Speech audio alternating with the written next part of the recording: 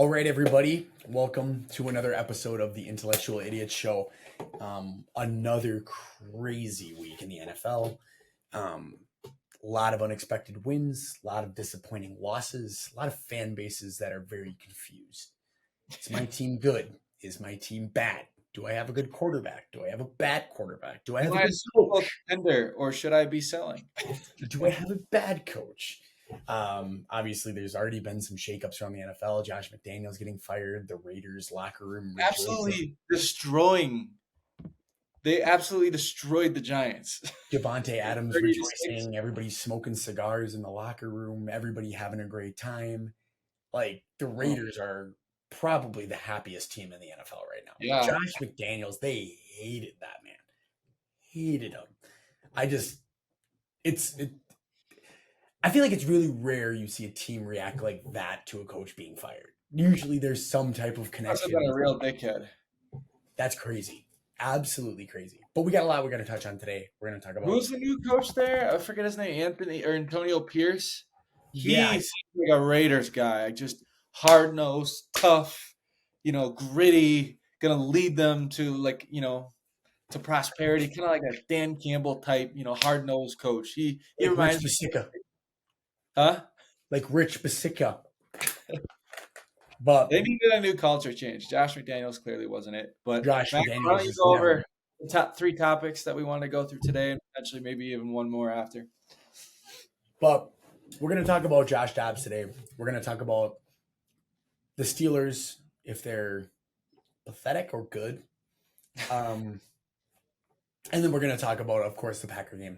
What Sure. went on with Jay Money Love and the Packers getting their big win over the Rams. So, All right. Tyler, let's Cool. start chatting about Josh Dobbs a little bit here. Josh Dobbs, just a really, really interesting situation.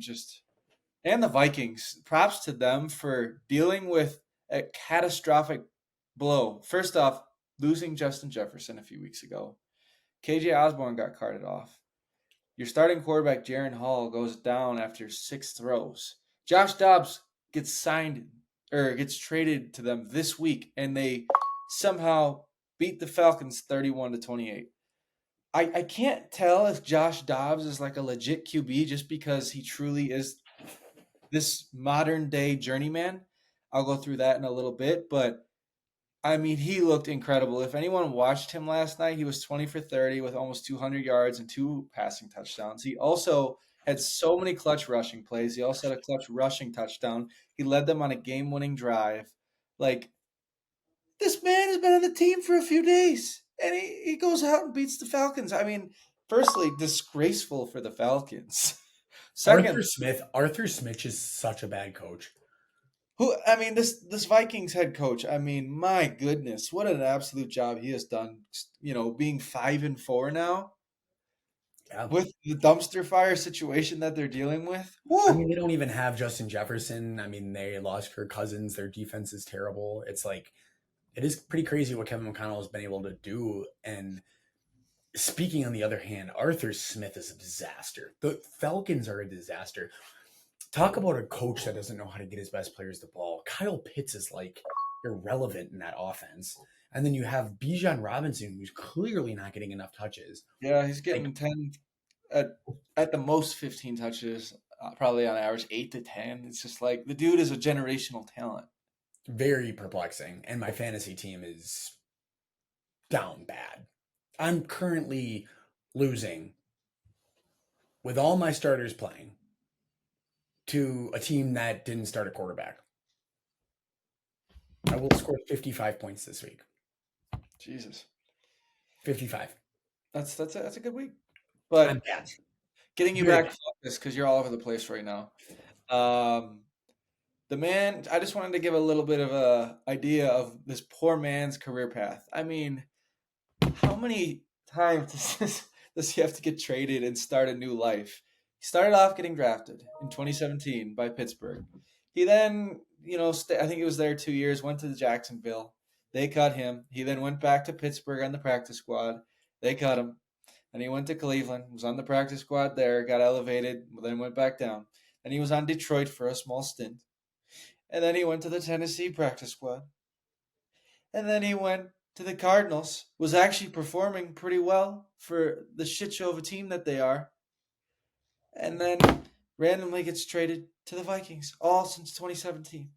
This poor man cannot create a life, and clearly, once Kirk's back, he's going to be done. He's probably going to get traded again and go start for another team that just needs a transitional quarterback. I mean, Hey, you know what? You get paid a lot of money, and when you go to the NFL, you sign up for this shit. And the reality of the matter is what one less than 1% of the world's population can say they've played in the NFL or professional sports. 0.00001. Point oh oh oh oh oh oh oh oh oh one. And Josh Dobbs is one of those people, and he's a starter. So you could cry me a river for Josh Dobbs, and I could not care less. Okay, Josh Dobbs should be thanking his lucky stars that he is starting games in the NFL right now. Yeah, I mean that's fair. I'm just saying from an NFL perspective, you don't see this very often for a quarterback. Just I think 1, 2, 3, 4, 5, 6, 7, 8, 10 teams since 2017. Yeah, I mean, we can. You can fly over to Milwaukee and we could hold a pity party for Josh Dobbs if you'd He like. is the Steve Novak of the NFL right now. I think we should hold a pity party for Josh Dobbs, or we can invite all of our listeners to like a morning of Josh Dobbs having to travel. Morning service. Yeah, just we all just sit on the call and just sit on a Zoom call or a Riverside call and just stay in silence for like 20 minutes and then let everybody go for Josh Dobbs. Okay, okay. Let's move on. Let's move on. How about those Packers though? Am I right or am I right? Packers with a big win. Sloppy. Sloppy. They're not a good football team, but they won. This is what I have to say about this Packer game, right? It was an interesting game. I think the Packers could have very easily. That's funny that you say it's an interesting game because interesting right now just still is just so shitty for them. It's just so crap. Well, hear me out on this. Hear me out. Jordan Love played great. He was in command of the offense all game. 20 for 26 for 259 yards and a touchdown. That's phenomenal. He only had one incompletion the entire second half. That's commanding. That is leadership. That is playing very good football. In the NFL level, if you play against any team and you put up those numbers, that's a good day, especially one incompletion in the second half. Phenomenal. We got Aaron Jones the ball 25 times. He rushed for 99 yards and had a touchdown. Love to see that.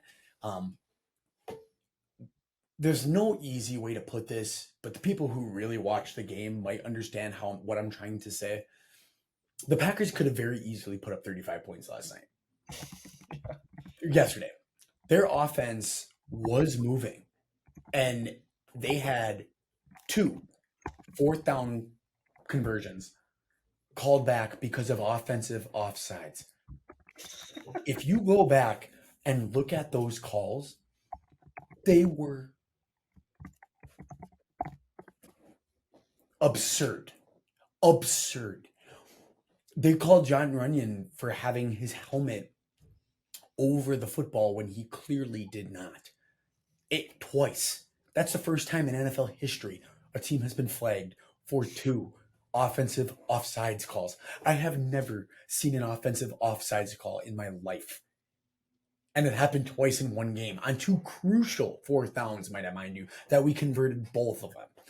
And they called them back for offensive offsides. And then later, 2 beautiful passes from Jordan Love, 2 20 plus for 10 plus yard gains, fumble. Tay Wicks, and Aaron Jones. 2 brutal fumbles. So that's 4 loss of downs that we were marching down the field potentially to score.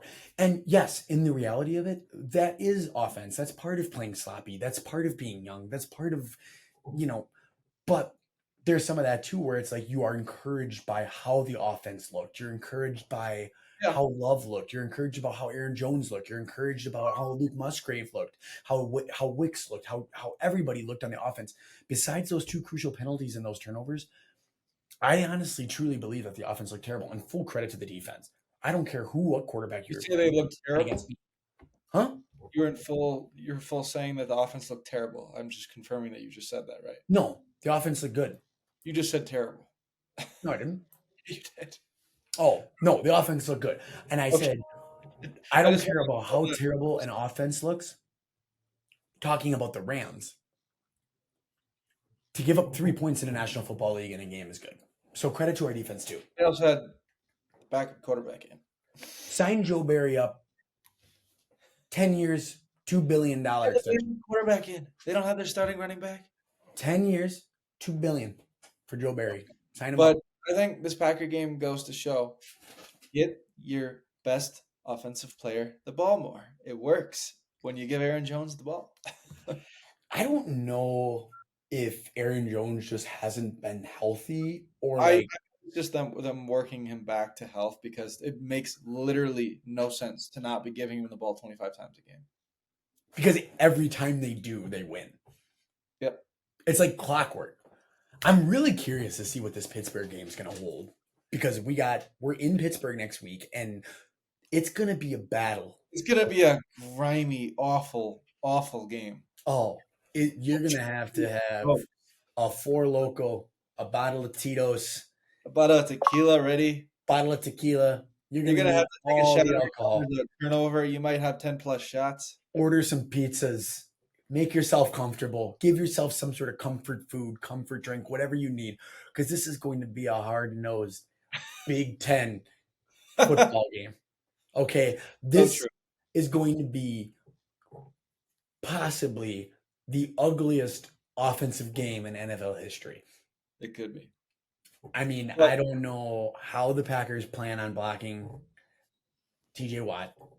Um, not gonna happen. He's gonna have at I least don't know how they plan on moving the ball against the secondary. Um, you better find a way to be creative and get Aaron Jones the ball in some weird and ways. try to somehow get Christian Watson, who's been disappointing every week. One catch yesterday? Really? He comes on the injury report today. Concussion symptoms, back injury, and a ribs injury. Like, the man can't win a ball, and he's an athletic freak. He's 6'6" and runs a 4.35. How does he not win some balls? How And does it's he not one get more than 1 to 2 catches a game? one play gave him 3 injuries. One play gave him broken ribs, a broken head, and a broken back. He has been so disappointing. I was looking forward to him like ascending this year to be potentially becoming like a star, 1,000 yards at least, 8 touchdowns. He might not break 500 yards and 3 touchdowns. I mean, yeah, I don't know. I mean, I will say like there was one deep pass to Watson that Love. Yeah, he underthrew it a little bit, but he should still win that ball. He doesn't win any contested balls. That's supposed to be his thing. He's 6'6". All these quarterbacks are 6'1" or under. It's it's not a good situation that we have going on with our wide receiving core. Um, Romeo Dobbs played pretty well yesterday. Wicks played pretty well yesterday, minus the fumble. Luke Musgrave caught his first career touchdown. Yeah, Luke Musgrave. I have high hopes for him. I do think he'll be a good player. So some things turning around there. But I know we want to talk a little Steelers as well. Yeah, Because they are an enigma of a football. it's a weird thing they got going right now. It's like historical, how horrible, but they're getting lucky and winning because they have Mike Tomlin, who's one of the best coaches ever. He just wins no matter what. He's always going to get at least 8 wins. It's just a guarantee. Um, so I recently saw a stat that in every single game this year, every single game for their games, they've been outpaced in yards. So every single game, the other team has gained more yards than them, and yet somehow they have a 5-3 record.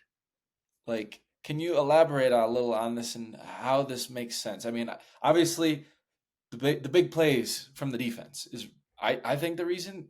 The sacks, the fumble recoveries for touchdowns, and then once in a while, Kenny Pickett will throw a deep touchdown to like George Pickens or like have a lucky drive. But I don't Out of know if they're curiosity, I don't know how if they're good or bad. you think it's the reason? The defense? You think it's the reason? The defense is single-handedly Yes, holding the Steelers upright. yes. PJ Watt, I Does he have more touchdowns than Kenny Pickett? I mean, I think he did get one this year. Is that more than Najee Harris? Najee Harris has been looking much better. I have been watching all the Steelers games. He is running with heart and determination. Jalen Warren, also, I don't know if you know him. He has looked absolutely incredible. He's a firecracker out there, just so fast, so quick, making so many great moves. So, I mean, the running game is definitely on the upswing right now. I can't say the passing game's like zzz, back to even, zzz, down further, zzz, back to even. Is Kenny Pickett? Is he a Not future? it. He's not it. He doesn't have it. He's extremely average. He always looks flustered out there. He doesn't know how to like progress and like go through his reads from what I've seen. It's just panic every time he gets through his first and second read. Um, he wears a glove. No one in the NFL, no other quarterbacks wear a glove. Like it just shows it right there. You Kenny know, Pickett be wearing a glove. I don't like Kenny Pickett. Wearing a glove is such Steelers football. It's such It is. hard nosed But Steelers. it's not tough though. It's not hard nosed because if anything, he shouldn't be wearing any gear. They don't need gear in Pittsburgh. They're tough. So just to be clear, you want Kenny Pickett to go out there in t-shirt and shorts I'm kidding. and get But you absolutely said it's all obliterated. Steelers football. Like that's an extra protection. You know, oh his hand's cold or oh he needs this. Be better. You That's know, not. you should line up one on one against Aaron Donald with no pads on. I'd get murdered. I would love to see what would happen. That would be a pretty exciting turn of events. Um, Last thing I want to say that I want to mention is the Bills are currently out of the playoffs. Yeah. I didn't watch. Did you watch that game last night? I did not watch it last night. I didn't, but they lost. And from It's what I crazy. heard, Cincinnati dominated the whole game. Yeah. They The won short, four in a row. the Joe short Burrow's looking like interview MVP. show how the game actually went, from what I've been told. Yeah, I've been told that Bengals dominated, and that it was never really close. And yeah, right now Joe Burrow is, I think, maybe just solidified himself as the MVP frontrunner. I mean, Bengals are looking like a well-oiled machine right now. They've come to life. Um, it's crazy. I mean, again, like the Chiefs got another kind of back to what you were saying about like not knowing who Super Bowl favorite is. Like, keep switching. Like, Chiefs bounce back, have a big win, beat the Their Dolphins. offense looks horrible again. Their defense is really coming up clutch. The Dolphins are such a joke. I think they're frauds right now. I They don't. mean, They're 0-3 against winning teams with winning records, technically, yeah, they're in first place, 6-3. The Jets, surprisingly, are in second place in the AFC East at 4-3 with Zach Wilson. and they're going to win tonight. You think they're going to beat the Chargers? I think the Chargers are. I mean, the Jets. The Jets are a really, really, really good football team. A Yeah, really just good a football team. quarterback away. The A only quarterback. thing that holds them back is Zach Wilson. Brees Hall is their entire offense right now. He's the only one who can get yards. He's the only one who can score. I think he's in the last 3 games. He's the only one on their entire offense who scored a touchdown. It's pretty unbelievable. Damn Yeah, I unbelievable. mean, it's interesting. I mean, the Jets have an unbelievable defense. They got a good team. They're just a quarterback away, and it's going to be interesting to see kind of what transpires tonight. The Giants are remarkably terrible. Well, Daniel Jones tore his Achilles. It's either his Achilles or ACL, one of the two, but he's done. ACL, He's done. yeah, horrible investment in Daniel Jones. Still, 45 million a year. I mean, New York. What are you thinking? like, I just don't understand. Like, the Giants, Brian Dable wins Coach of the Year last year and coaches the Giants to the playoffs, and they win a game in the playoffs, and then this is how they come out in year two. Like, I just don't understand Good for it. Daniel Jones. I mean, he's not that good, and he earned himself 45 million a year. Like, He should go to prison for theft of an organization. New But York State Penitentiary. anyway, we could keep talking about football for hours, and we know that. But we're gonna have to wrap this thing up today, just to keep everybody hanging and keep them wanting more. Keep them. Just take a little nibble of the cheese, and then you just want to eat the whole thing. Oh, that was. I wish I didn't say that. That was so. Now no one's gonna listen. Now everyone's just gonna unfollow Oh, and hate. was Oh, that bad. Oh God. All right. Well, Ty, as always, it was a pleasure. Um, the intellectual idiots are so back, as you can tell. This is our fourth straight week of after that recording. cheese comment, I don't know. And credit to Nick, he's been doing an incredible job with handling all of our audio and our visual and all that stuff, because clearly me and you are wildly incompetent. So that's great. But anyway, thank you all for listening. Tune in, like, comment, subscribe on YouTube, on Spotify, whatever you guys want to do. If you want to listen to us, if you don't, I, whatever. So anyway, Tyler, take us away. Intellectual idiots are out.